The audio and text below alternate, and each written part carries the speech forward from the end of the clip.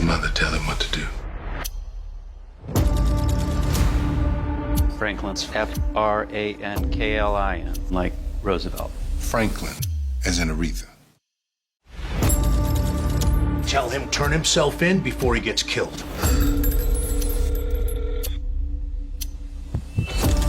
Moses, You need to listen to me. Listen carefully. this is the most important thing you'll ever hear me say. Run, Moses. Run for your life. Stop! I'm this man's lawyer. We have to protect ourselves. I didn't do anything. We were in a wire. He didn't tell me. Mike might have been doing something. We got him. They think that's your confession. It's not. It's your defense.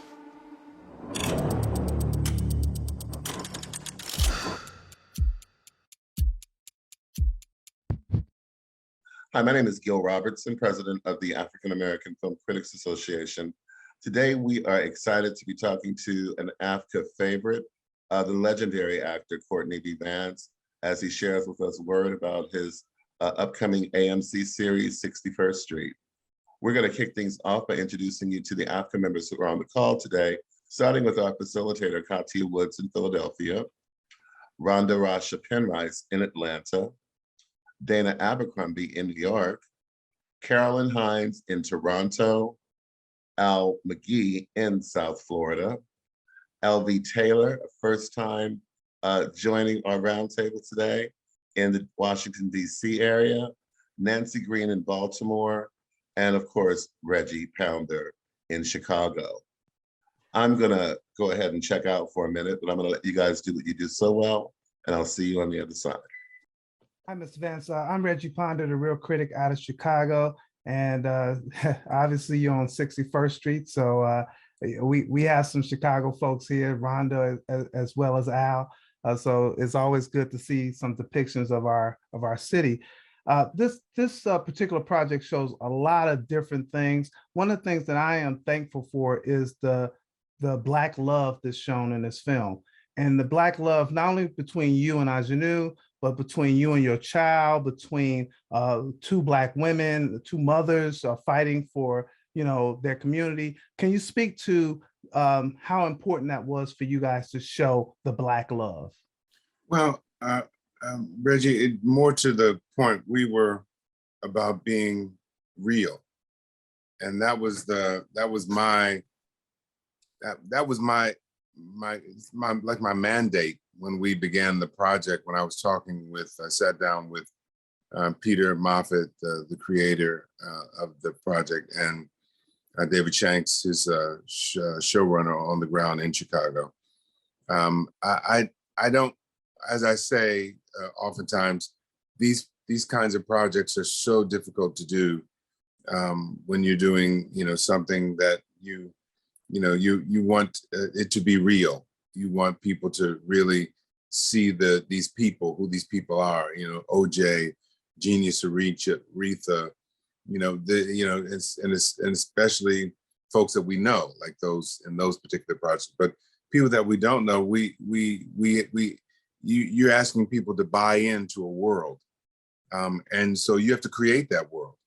And we always complain when it's in vanilla, when the vanilla is directing it or has control of it, and that's not us. Well, this is we do have a control over telling this story, and so it's on us to make sure that that's us up there. And so if it wasn't right, but when we were part of my job as number one on the call sheet was to make sure that everybody, the Miss Andreen Ward, she was the one who said, Hammond, she said, Courtney, we need to read these scripts at an early point in the process. And so I said, we do. When I did Law and Order Criminal Intent, there was a rhythm of, we got the scripts. There was one that we were reading, one that was being done, and one that was being written. So they were always in motion. I said, you're absolutely right. Let's pick a day. We picked Saturday, everybody's available. And we read the scripts. And then we were able then to give our notes to the David and Peter's assistants.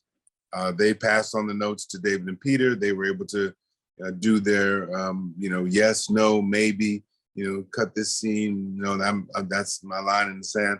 And then we were able to get them back, counter notes, and then lock the script by the time the new director came aboard. So we had a rhythm.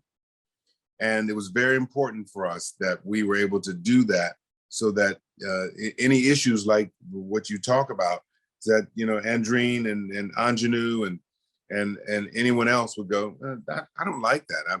Do we have to do it that way? That doesn't make sense. All those kinds of conversations came up. But if we hadn't done those readings, we would have got the scripts, went into this and try to do that on the set. Nah, it's not happening. It's too, we don't have that luxury of time. On a 20-day shoot for 2 episodes, we can't do that. We got to be really efficient. And if something's not right, we got to say it right away. Hi, I'm Nancy Green with Film Critique. Hello, Miss Nancy. Hi, and one of the questions that I had was your character. He's a very earnest, caring lawyer, but as far as the courts go, he's also really, really terrible.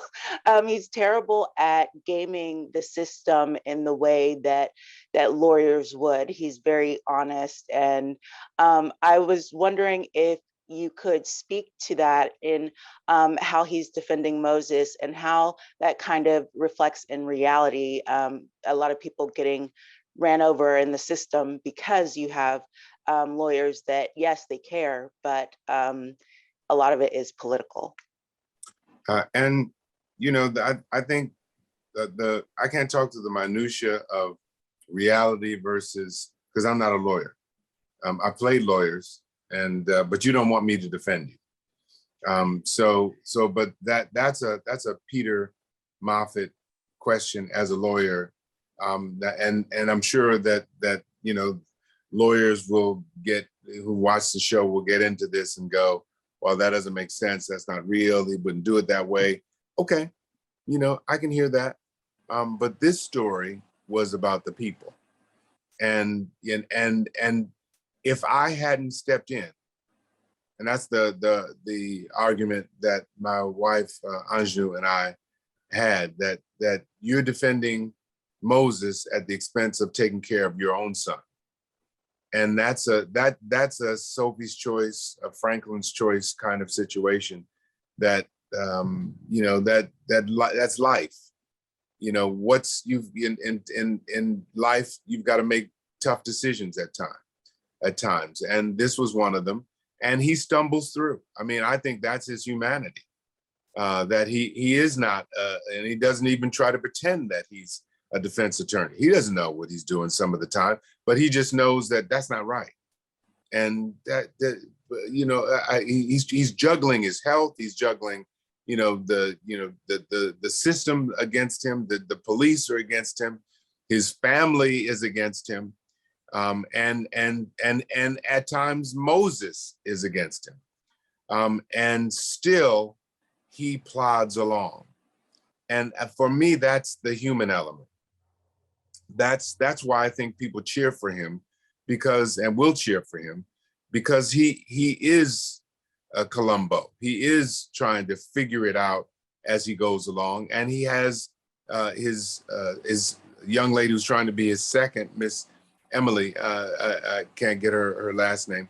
I can't remember her last name, but she is someone who helps him with the little minutia, the details. There's a scene about a second bullet that's shot, and she figures out technologically to find that bullet, and so that it's really, to me, it's wonderful that that's the way I approach things. I don't have to know everything. I just get good people around me, and they can advise me, Court, I don't know if that's the best. Why? Because of this. Oh, you think so? Well, what about, the Bible says in the multitude of counselors, there's wisdom. So I love the fact that he doesn't know, that he's struggling, that he's trying to find his way. And is there parts of it that, legally, that don't make sense? Okay, probably. But this is a movie, and we do the best we can, and there's a little dramatic license in there. Very nice. Thank you. And it's a very engaging show. So Wonderful. yeah, and all of that works. Wonderful. Thank you, Miss Nancy. Thank you. Hello, Dana Abercrombie from the Coalition. Thank you so much for speaking with us, Mr. Courtney B. Vance. The hat is everything. The hat is everything. Thank you. My question to you is kind of to piggyback off of Nancy's question. I was wondering with Franklin, what would you say is his best and worst qualities that end up shaping a lot of his decisions throughout the season? I think his best quality is that he's passionate about Moses and about this situation. I probably think his worst quality is probably that he's passionate about Moses and this situation. That anyone else would look at it. 95% of the people would look at it and go, "I'm 2 weeks away from retirement. Nah, the boy's on his own." And I get that, but I've grown up in the community. I know the community. I know his father, not to spoil anything, but his father's well known in the community. This young man, despite all the odds, is the one who has made it through the system with his integrity and with his sense of character. And we all look up to him. We all are so admiring of him. So in that moment when I'm eating and I say, yeah, she says, the police are looking for someone who killed the police officer. Oh no, what happened? Who they find? The furthest thing from my mind is that it's Moses. That's the furthest thing, so that when she says that word, that name, I lose it. That can't be. No. And she's like, honey. It's like, no. That's the nightmare for me. There's nightmare situations in everyone's life. For me, it's jumping. One of them is jumping out of a perfectly good plane, parachuting. It's like, no, that's my nightmare. I'm not doing that. And this is, bungee jumping. And that's not happening to me. I'm not going to do that. But this was his nightmare, and it's happening in front of his family. And I'm yelling, and my son is, you can't yell in front of, our son, because everyone in our family, we know there's certain things you can't do, and that was one of them. And I was doing it because I was completely taken aback by what the implications of that mean. And the movie spins on that. I say they can't have Moses. That's not happening. And basically I said, let the chips fall where they may. Our son, the community, we all know, the community knows that young man is getting out of here. And now you're telling me he's in the very system that I'm trying to get out of too? No, I'm going back in. I'm going in for a rescue mission, so, that probably those two qualities, because once he's a dog with a bone. Once he gets an idea in his head, his wife knows him. Oh, he's going to see that through too, no matter what, hell or high water. He is not letting go.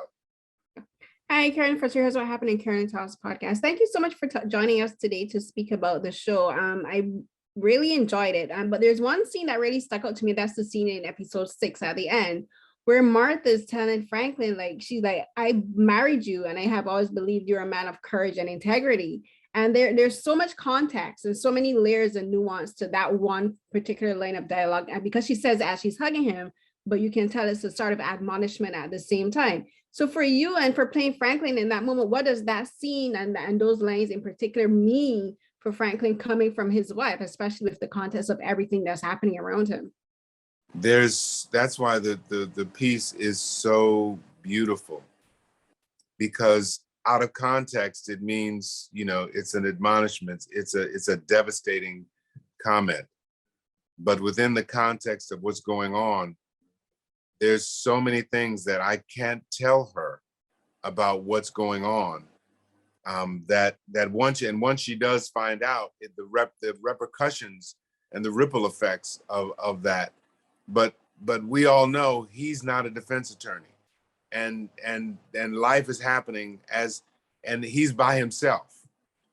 he and his second, Miss Emily's character is it's she and I, and we're trying to figure out the nature of our relationship and trust each other. And so it's and the police are disrupting, and so, and my health issues, and so there's so many things that make this so like life, that things aren't the way we think that they should be on One Adam 12 and all these shows where life is wrapped up in an episode.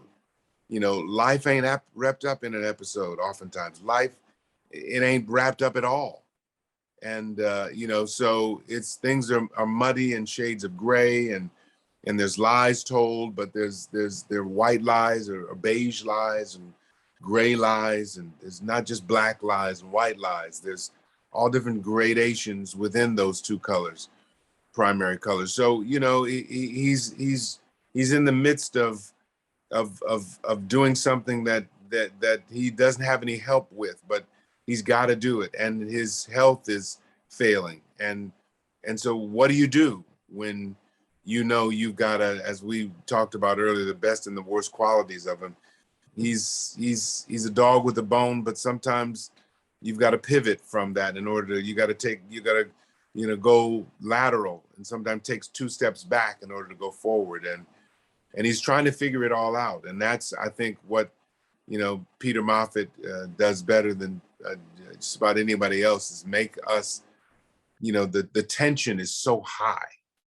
And we just, we don't see a way out for them, for Moses, it's not just Moses now, it's my family's at stake, and the city is at stake, and the police are trying to say that, so there's so much going on that I just go, in the context of that, it's absolutely devastating statement that she makes, but I cannot let the context of that deter me from what I know we have to do. And in that, just like life is sometimes lonely. Sometimes it's just you and your God. And you've got to make a decision that that's enough, or for you to keep going, or that's enough and you got to stop. And that's a decision that all of us have to make. And hopefully we get to the end of our rope and not the end of our hope. Hello, Courtney B. Vance. I'm Al McGee. What up, I'm a Al? Chicagoan, but I live in Florida. Franklin Robinson and the director, Martha Cunningham, and the creator, Peter Moffat, they bringing up an issue that's very close to me, prostate cancer in men. Now, did they discuss this with you, and why your character has this problem?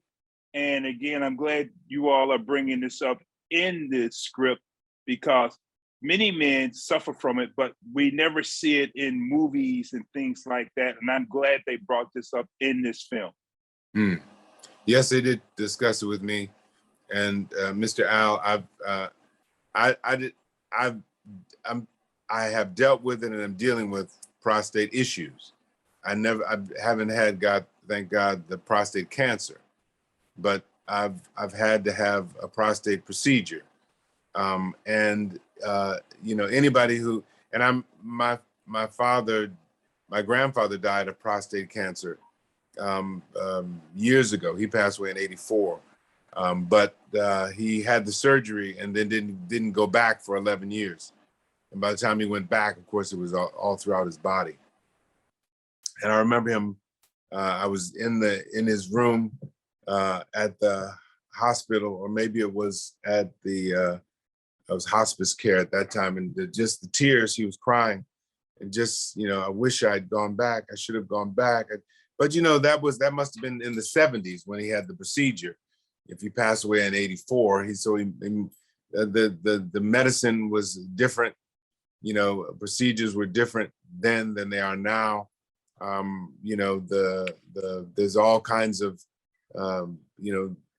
admonitions for people men to actually go get poked, on a regular, and all I know is that based on seeing my grandfather's, the strongest man outside of my father that I knew, who was the president of the Longshoremen's Union in Chicago, and used to walk around with wads of cash, just making sure everybody had a little bit, spreading the love around, making sure we had a $5 bill here, dollar bill there, so taking care of people, on his bed in tears. So it was art imitating life and life imitating art when I was chosen and accepted the call to take on this role, and of course talk about and deal with prostate cancer and the issue of which was my issue. The prostate was pressing on my urethra, so I couldn't urinate, and so that was the doctor told me, Court, we've been watching it for years, and it's time. We got to go in and hollow it out, and then you'll be able to go to the bathroom. You better pee freely, but we got to do it. You ready? I'm ready. Let's go. So, it's a thing. I just, for me, Al, I just don't want no white coat coming up to me talking about if only you had come in sooner. So I'll do whatever I need to do to make sure that don't happen. Yes, and Franklin Roberts, the lawyer, I am so glad it brought it up because I am a prostate cancer survivor, 2008. Amen. And so far, I'm still there. I'm so happy that they brought that up in this show. And there's other issues too, but thank you for talking to me briefly about that, and also your personal experience. I really appreciate that. Thank you for asking the questions. Good question. Needs to be talked about more. Thank you. Thank you, Mr. Vance. Hi, I'm LV Taylor from We Live Entertainment. So my question is, hi.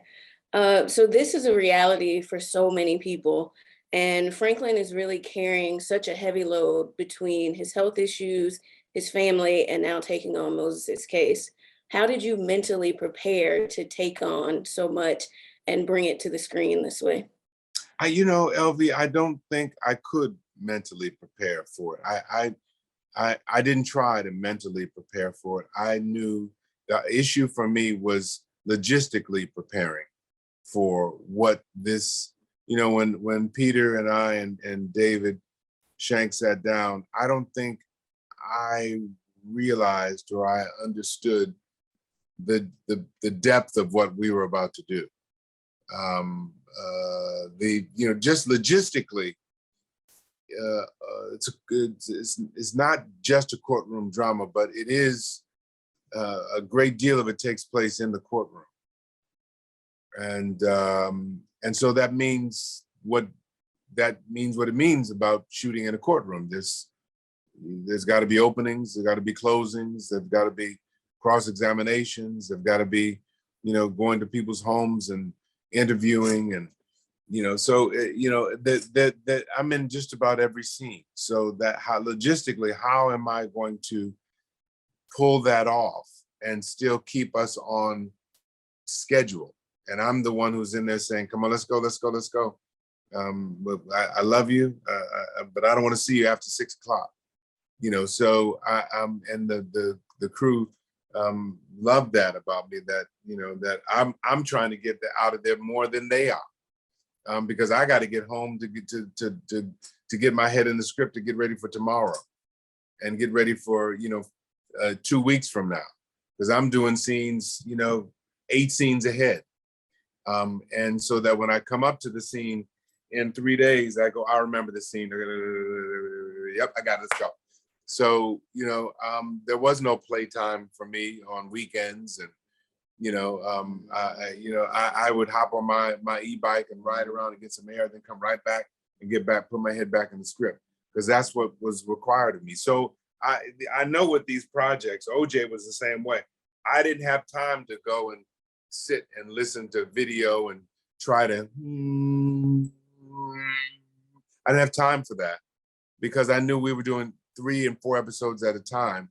And Anthony Hemingway was like, Court, come on, we need this. I just need you to know that this next scene we're shooting in 3 days. I just want you to be ready for that. I said, I've been prepping for it for the last week and a half. I'm going to be ready. He said, okay, I just want to make sure we are on the same page. So, it's, I know these projects, because if we're not prepared, we grind to a halt and the crew is waiting for me. I never want to have the crew waiting for me. If they have issues, lighting, technical issues, I'll wait for them, but I do not want them waiting for me. That's not a good look at all. So I was super, super concerned about that. And so and nobody can help me with that. I just got to put my head down and get in it. Thank you so much. Thank you, LB. Hi, Mr. Vance. Can you talk about the zone that you and Anjanou were in, and how Franklin and Martha interact in 61st Street? Miss Anjanou and I developed on, when I believe our first scene was a love scene. And so we didn't know each other. But I'm a very collaborative person, so I'm making sure, and I think at that time they began that whole process of having an intimacy director or choreographer or something like that.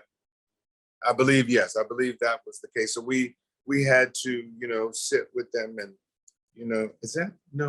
do you feel, how do you feel? Is that?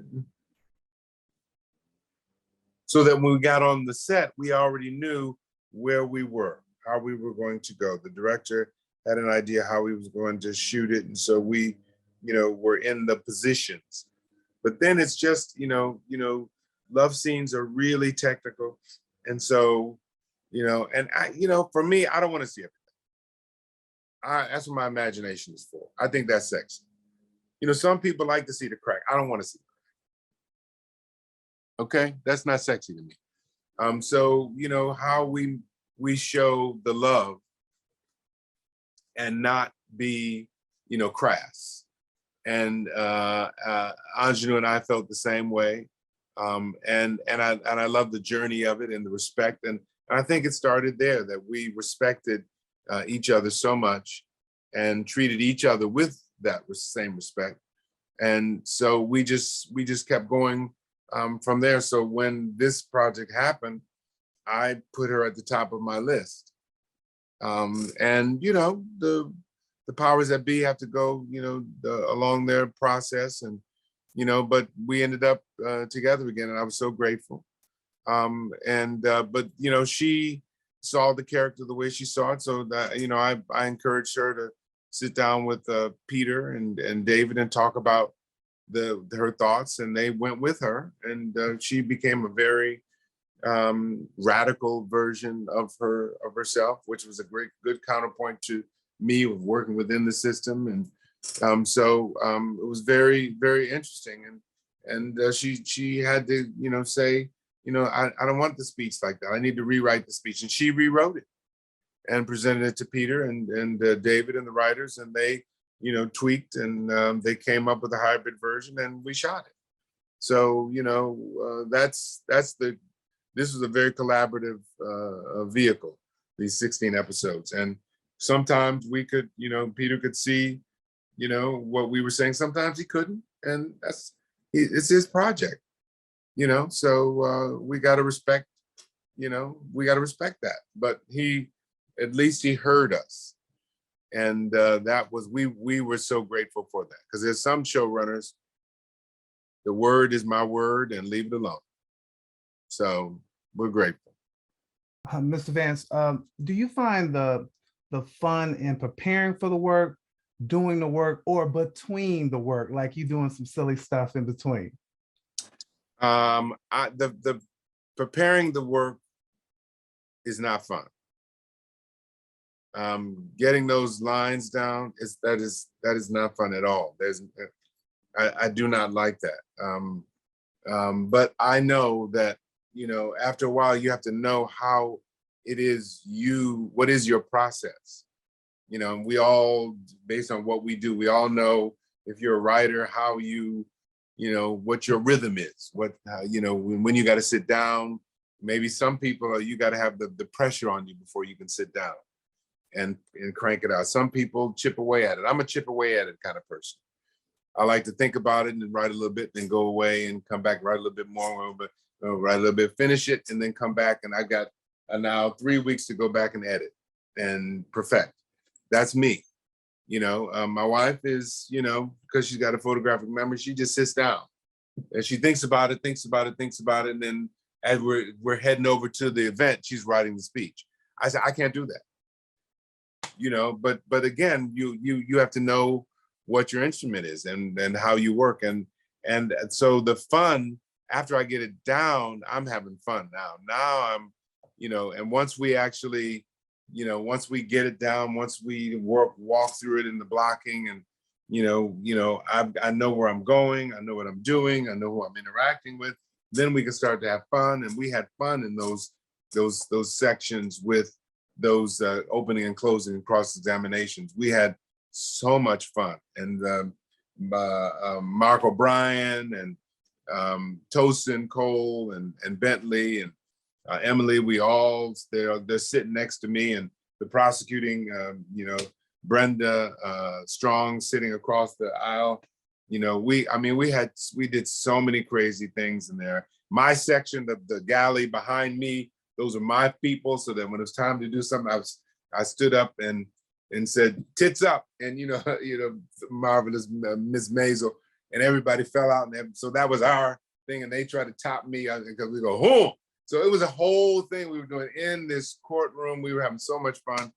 So because it's so dry and cut, if you don't do something, it's a nightmare in there. People are just falling asleep, and fighting over the jury. Those are my jury members, and my prosecuting attorney. No, those are my people. And said, no, look, it's my time to come over and talk to you guys. So when she would get up, I would say, don't listen to her. So we made it fun. So the homework is not fun. The shooting of it has to be fun for me. Wow, thank you so much. That was detailed. I feel like I was there having fun too. So thanks a lot. Appreciate that. For me, one of the scenes that really got me was, I think it's the beginning of episode 4, when Franklin comes home and Martha is there, and you think that something has happened to the son. And she's crying, and I was about, no, are you serious? No. And I wanted to ask you about doing that within the scope of the show, how that stress of what they're doing, Franklin with Moses, her with the politics, how that's going to affect their relationship. The two of their relationship, Ingenue's character, my character, Martha and Franklin. Well, as you can imagine, it has to affect them. The trust factor. Because I promised that I was going to come in from the cold and begin a new phase of my life. But as I said earlier, things are not black and white, but it's life, that, you have children and things happen in marriages and relationships and what do you do? That's not a black or white issue. It's just life, baby. There's no perfect marriages. There's no perfect people. We just all trying to do the best we can. There's lies told. There's blame, the blame game and the manipulation game, and the children are caught in the middle, and the stakes get higher, and it's just and we've all seen the shows on television where the murders happen around, getting people taken out, the husband or wife. It gets ugly. It started out so wonderfully, but how quickly it can turn when you get the money gets involved and the children get involved, and we don't go that direction, but there's deep-seated animosities and pain, but the love is always there, regardless of where we're going to go. I'm not going to tell you, Nancy, where we're going to go, but wherever we're going to go, the love is there. Roberta Flack asked, where is it? It's there. So that's not going to change. But, life continues to happen while we're loving. So, we just pray for people. That's all. Just pray for them. Nice. Yeah, and I'm rooting for them. So, yeah. Okay, please continue. Wow.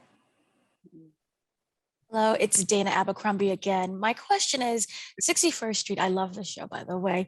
But we've seen a lot of shows kind of similar with corrupt police in the Black community. My question is, what was it that stood out to you that made this a very unique project that you wanted to sign on?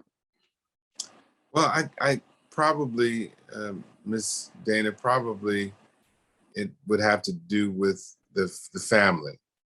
That, this is about a family in the midst of, this is a young man who we watch him walk down the street and we all celebrate him. We know that, by the grace of God, he should not be walking down the street freely. Everybody knows he's out, he's untouchable. Don't touch him. Both gangs or all the gangs know on the South Side, leave Moses alone. And leave his brother alone, his baby boy alone, his baby brother alone, his mother was cleaning toilets in the courthouse, doing all the right things. He should not be walking around, walking the dog when someone else, if you're on the wrong turf, you're taken out. But they know him, and they know he represents the best of all of us. I mean, it's an amazing situation. But in life, there's always you don't have to do nothing. People just gonna hate on you just because you. And that's something that we have to learn as well as adults, that it ain't about you. You don't have to do nothing to nobody. They just don't like you for being you. And you got to protect yourself from folks like that. And, this boy, he was the next morning, he's on his way to college. His mother's in there packing his clothes, just tears falling down her, just packing the baby's things and closing the suitcase. And just, it's just, that is so, painful. I just remember myself getting ready to go to college, and I remember I said, "Oh, Mom, come on! I'm so excited! I'm gonna go to college. Okay, I'm gonna get my dorm. So, okay, Mommy. Okay, I can pack my own things. I can put my things away in my drawers. Okay, Mommy. Okay, Daddy. Okay. I'll see you guys later. Okay, bye bye." And they were heading down the stairs. I was watching them go down the stairs, and when I saw them disappear from view, I broke down crying, because I said, "Oh, no, Mommy, Daddy. It's just, life, that you think you all together, you got it all going on. And I'm still a little boy. I'm 18, but I'm still a little boy who misses Mommy and Daddy, because I ain't never been away from home, so we don't find out about who we are a lot of times till we're in stressful situations. And, I love that about the project. I love the imperfections of us all in this piece, and that despite the imperfections, we still find a way to keep, inching ahead. And if we just keep, I always say, I don't know how our grandparents survived, and great grandparents, when there was no light back when they were on this earth. There was no hope. They had no hope. It was just, that's the way it is. Slap you, rape you, drag you, hung you. It don't matter. And there was no repercussion. You couldn't go to nobody. You couldn't say that's not fair and get somebody to say, okay, that come in here. We need to talk about that. Ain't nobody talking about nothing. and still they pushed on. So if they can push on with no hope, I think with some light that we have here, I'm gonna keep pushing. So they give me, how can Rosa Parks, that little t-shirt, I love that t-shirt, nah, Rosa Parks 1955. I love that because that's like, I'm sick and tired of being sick and tired. I'm done. I'm just gonna stay here. And you do what you want to do to me, but I'm Black and I'm proud and I'm staying right here. And that spirit we could use more of. That spirit of, that's not right. That's what those people are doing in the Ukraine. That spirit of like, I'm tired of you pushing on me. If we got to go to the wall on this, we got to go to the wall on this. And there's some things that are just wrong and somebody's got to take a stand. If you don't stand for something, you fall for everything. That's who Franklin Roberts is. That's who those folks in the Ukraine are. That's why we celebrate them. And that's why I think that ultimately people will celebrate Franklin, because he's taken a stand. And if you don't stand for people, stand for something, they're gonna roll over you because they say, oh, we rolled over on that, we're gonna roll over on the next. Okay, and if we can roll over on Franklin, nobody will stand up to us, because Franklin, we knew he was very, he had a character-driven person. So, it's all about the character of a person. And he is an example of that and makes us realize that, we all at certain point, we got to stand for something. We got to stand up for something. We cannot let people, Tiananmen Square, roll over us. If you're going to roll over me, roll over. If you're going to send the dogs on me, put it on national television so everybody can see you sicking the dogs on me. And that's what MLK did, and that's what the struggle is, to the humanity of people. Yes, you want what you want. You're not 3 anymore. You're a grown man and woman, and you know what you just did is not right. And if I got to show the world for you to see right from wrong, that's what I'm going to do. Hi, Courtney, Carolyn again. Something that I think is really profound about the show is that it shows a family whose son, David, played by Jerome Maximilian Sullivan, is on the spectrum.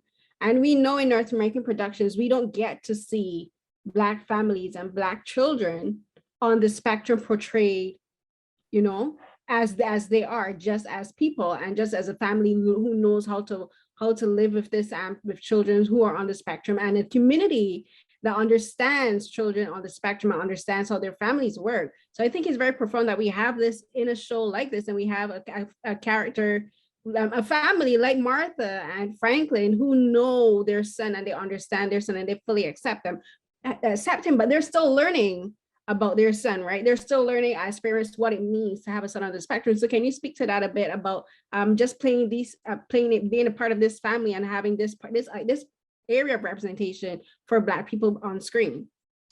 It was a blessing. It really was a blessing. And I have to say that his real life family, Jamal's real life family, his mother and father, have to be the family of the year. They've got 2 other young people, and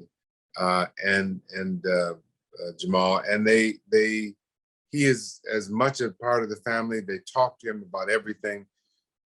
He and his mother were on the set, or his father were on the set all the time. It was the first time he had done any kind of, professional work. So for him to come in, jump in, and be and we made him a part of everything.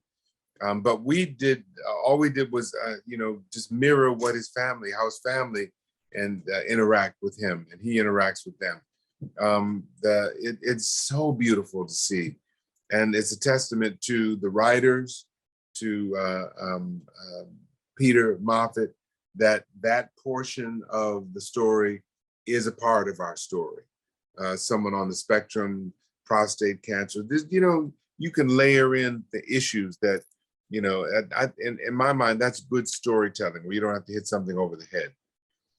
And so I was grateful. There were times when we had to slow things down because, Jamal just had questions, and, you got to talk him through things.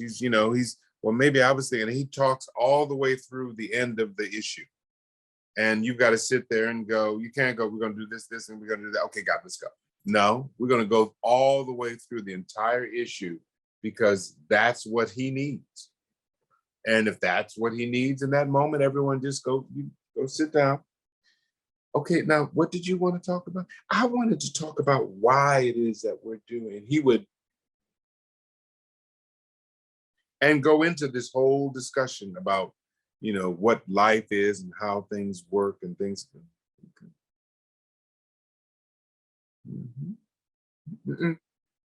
What were you saying? Keep going. Yeah. And the directors all knew that, if Jamal had something he wanted to express or talk about, okay, yeah, well, let's talk about it. How do you feel? What would you do in this situation? You wouldn't do that. Okay. Well, what would you do? Well, and go into this whole, thing about it. And find, okay. All right. Well, let's try that. Okay, Jamal, let's try that. Everybody? Okay, ready? Go. So it was beautiful to see how everyone was, treating him with the respect that he deserved and needed. And we still made our day. With no need to, cut him off and not hear him out. So, because he's part of our family, so it really starts from the top and then comes down to me as number one. And I'm always going to try to respect somebody. If I disrespect somebody, I'm going to apologize. I'm so sorry.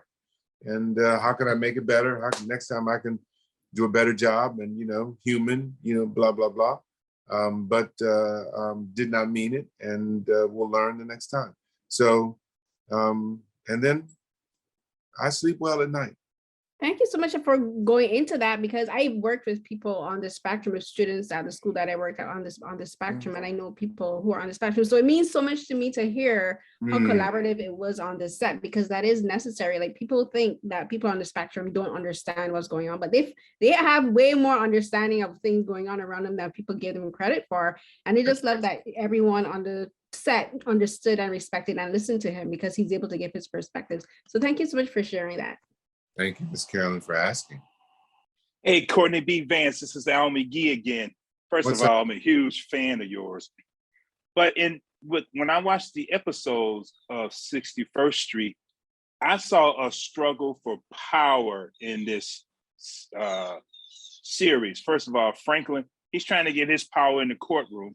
And then, of course, the police are trying to get their power back. In fact, the sergeant said that we lost control of the country because he felt that they're losing their power. But also the people in the neighborhoods, they're trying to get their power also because they're tired of the police messing with them. When you was finally read the script and understood the script, did you see this also struggle for power from these different factions in this series?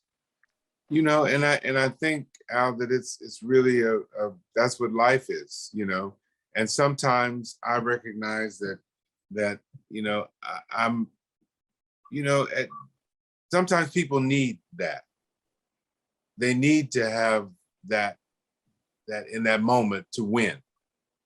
And sometimes I need that to win, and sometimes my wife and I are talking about things and she says, no, but baby, but Courtney, Angela, and I know if she says, Courtney, I need this. I was like, okay, got it. You got it. I understand. You heard me. I heard you. But this is something that you need. I got to give it to you. Because if I don't, I'm saying something. And that happens outside. I'm driving my car. And, I was driving today going for an appointment. And this lady just slow and cut right into. I was like, okay, let me drive by her. I'm not going to roll down the window and do anything. I'm just gonna drive by, because if she needed to do that or did not, or made a mistake and didn't roll down the window, say apologize. So it's wars happen because people feel they got disrespected, and not you didn't take the time to to give me the respect that I think I need. To say, okay, I don't want to go to battle for you for something that, at the end of the day, I won't even remember the incident.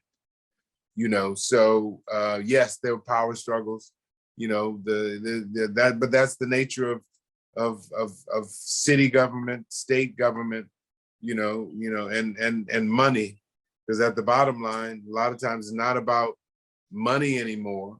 It's about power. I want to be able to say that I won, and you had to bow down to me, and that's a lot of human nature, of just I want to be top dog. So we all have decisions to make about whether or not we're gonna give it to him or her, and it happens all throughout our days and all throughout our lives, that we know that there's some people that's their main deal. They want to be number one, and we all have to make decisions about it. Our bosses sometimes, sometimes you got wonderful bosses, sometimes you got bosses that just a pain in the booty because they gotta have it all the time. So yes, I agree with you, Al. There's all kinds of conflicting power struggles going on in this piece. Yeah, like in the first episode when Franklin was before that judge, and that judge made that decision, and Franklin head just went down because he knew he lost his power in the courtroom at that time. I said, man, that's very good writing, very good directing. Thank you for taking time with me and us here in AAFCA. Man, like I said, I'm a huge fan of yours. Have a good day. Thank you so much, Al. And thank everyone. LV Taylor again. Was there any scene in particular, any one scene that kind of stuck with you well after shooting wrapped? The scene in the second season where it was I believe it was my closing argument.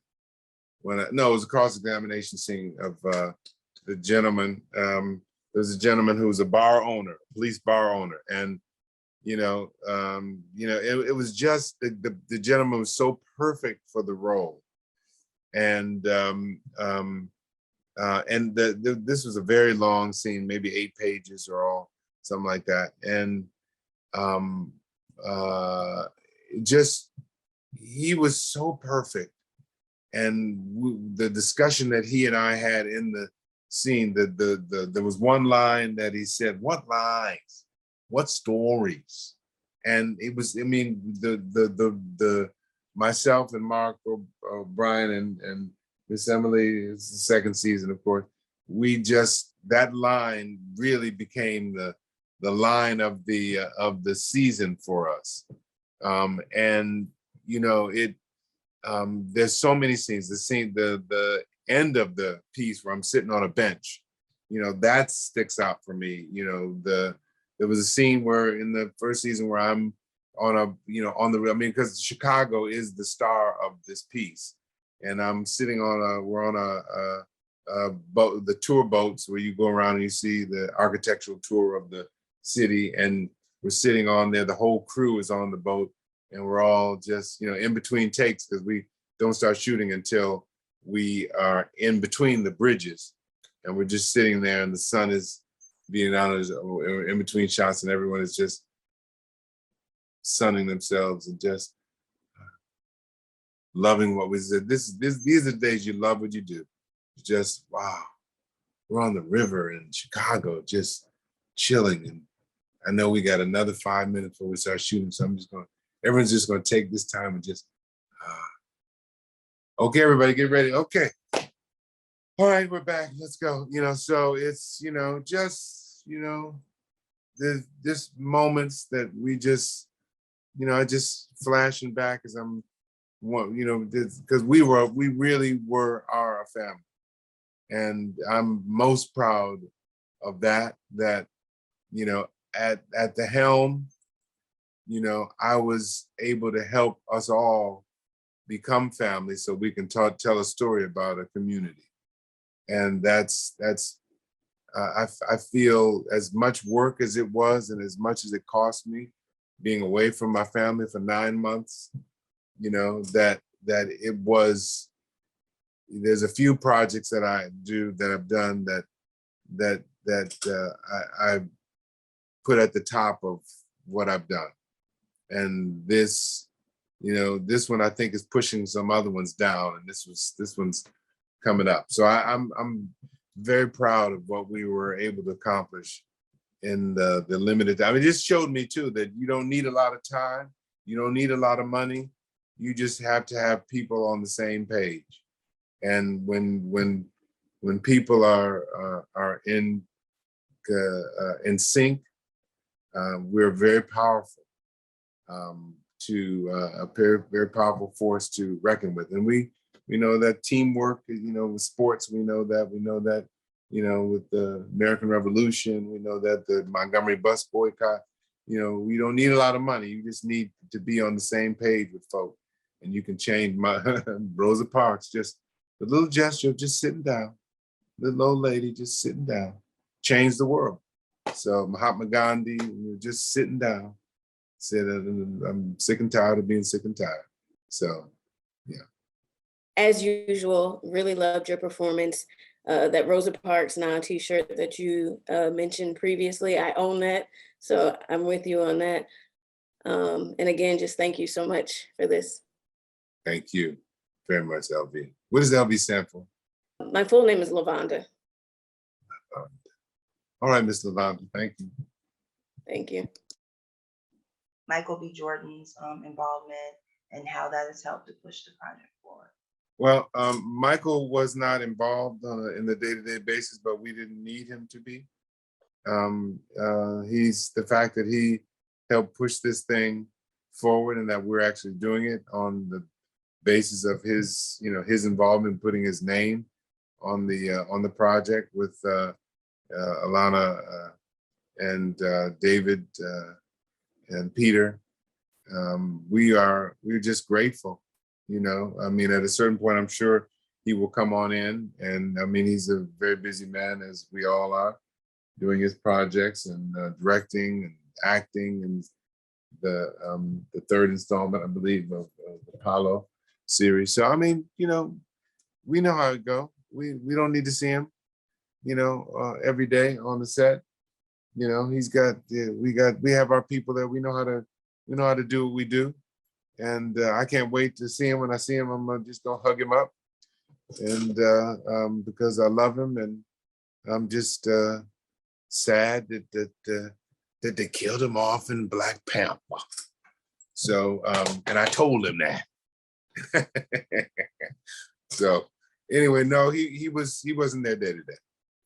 Yeah, but I just meant his, like putting a stamp on it, and the Oh, yeah. people that have rallied around it, and especially, having the brilliant Alana Mayo, be a Love her. supervising force. Love Alana Mayo. So grateful. I mean, that's his girl. She ran his company for, a long time. So, everybody, steps up, so I'm glad that, that Alana was there with us, with Peter, with Jeff Freilich, who's the president of AMC. We had the power people there to be able to do the day-to-day work, and I'm sure they made reports to Michael to make sure, so that let him know how things are going. So it was all good. Thank you so much for giving us your generosity of spirit and your time today. On behalf of the world's largest group of Black critics, thank you for watching this episode of AAFCA Roundtables. Thank you very much for having me. Absolutely, absolutely. Thank you so much. Take care. Thank you.